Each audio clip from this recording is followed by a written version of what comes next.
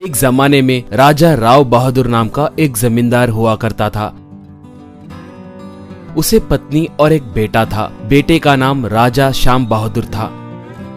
राव बहादुर के पास बहुत संपत्ति थी और ऊपर से उसका दिल बहुत अच्छा था।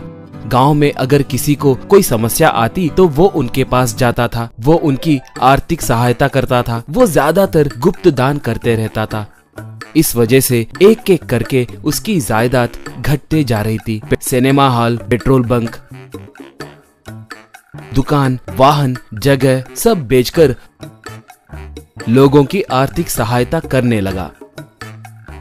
उसका बेटा श्याम बहादुर अब बड़ा हो चुका था। वो सूट बूट पहनकर बहुत शान के साथ रहता था। एक बार अचानक से राव बहादुर छाती पकड़कर वहीं के वहीं ढेर हो गए। उन्होंने आखिरी सांस तभी छोड़ दी थी। उसके मरने के बाद सिर्फ उसके पत्नी और बेटा ही नहीं, पूरा गांव रोया था। उसके मरने के बाद कर्जदार आकर उनके घर के पास झगड़ा करने लगे। अब श्याम बहादुर उन्हें जैसे तैसे शांत करके भिजा दिया।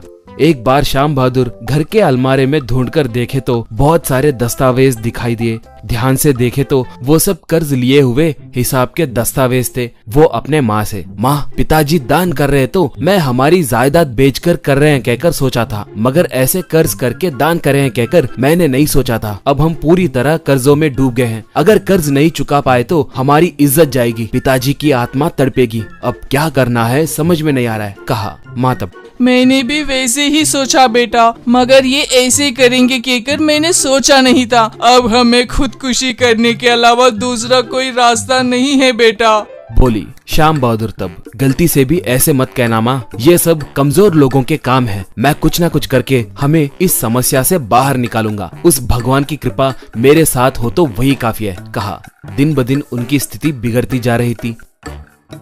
खाने के लिए पैसे नहीं रहने के कारण वो लोग अब पानी पीकर अपना पेट भर रहे थे। इतना कुछ होने के बाद भी इस बात से अनजान गांव वाले आकर श्याम बहादुर से मिलके उससे कोई ना कोई मदद पूछते रहते थे। श्याम बहादुर कुछ ना कुछ बहाना बनाकर उन्हें वहां से भिजाने लगा। उन लोगों से बात करने के बाद घर में आकर कोट निकाले तो उसके शर्ट में पूरे छेद दिख रहे थे।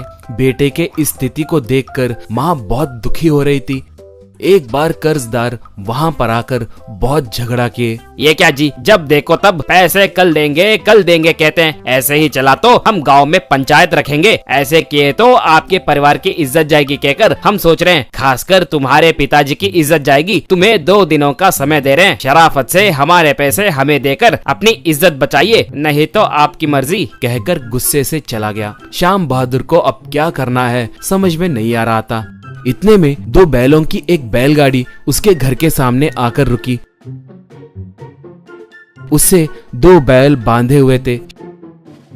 श्याम बहादुर आश्चर्य में पड़कर उन्हें देखने लगा तो एक बैल, बेटा श्याम बहादुर, हम चमत्कारी बैल हैं। तुम्हारे पिताजी जब जीवित थे तब कई गौशाला बनवाकर उन्होंने गायों की बहुत सेवा की, बोली दूसरी बैल। तब हाँ बेटा, उनके मरने के बाद उनका परिवार इतने मुश्किलों में पड़ेगी कहकर हमने नहीं सोचा था। इसलिए आप लोगों की मदद करने के लिए हम आए हैं। आइए गाड़ी पे चढ़िए, हम आपकी समस्या को दूर करेंगे, बोली। श्याम बहादुर हैरान होकर उन्हें नमस्कार किया। वो बैल उन्हें लेकर एक जंगल को पहुँचे।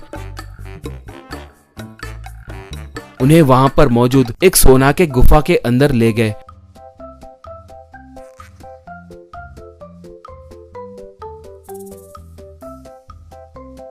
उस गुफा में चारों तरफ सोना ही सोना था। बैल तब, बेटा श्याम, यहाँ पर अनगिनत सोना है, जितना मर्जी चाहे उतना ले लो। उन पैसों से तुम्हारे कर्ज चुकाकर आप लोग खुशी से जीना। तुम्हारे पिताजी के जैसे ही तुम भी गरीब लोगों की मदद करना मत भूलना, बोली।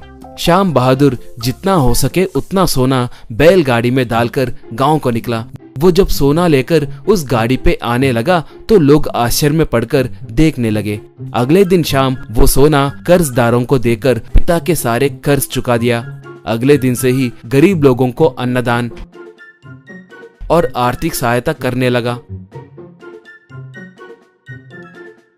ये सब देखकर कर्जदारों के मन में लालच जगी। कुछ भी करके वो राज पता करना है कहकर उन्होंने सोचा, वो लोग तुरंत श्याम बहादुर को और उसके माँ को बंदी बनाकर वो सोना कहाँ पर मिलता है कहकर पूछते हुए उन्हें बहुत टॉर्चर करने लगे। श्याम बहादुर उन्हें पूरी बात बताकर उन्हें छोड़ने के लिए कहा। इतने में वो चमत्कारी बैलगाड़ी वहाँ पर प्रकट हुई। एक बैल तब, बेटा, इन मासूम लोगों को इतना क्यों तड़पा रहे हो? तुम्हें सिर्फ सोना चाहिए ना? उन्हें छोड़कर हमारे गाड़ी पे चढ़िए, आप लोगों को सोने के गुफा के पास हम ले जाएंगे, बोली। वो लोग तुरंत उन्हें छोड़कर उस गाड़ी पे चढ़े। गाड़ी उन्हें सीधे जंगल के गुफा के अंदर ले गई। गाड़ी गुफा के अंदर जाते ही वो गुफा एक बड़े से पत्थर से बंद हो गई। ऐसे गए लोग फिर कभी लौटकर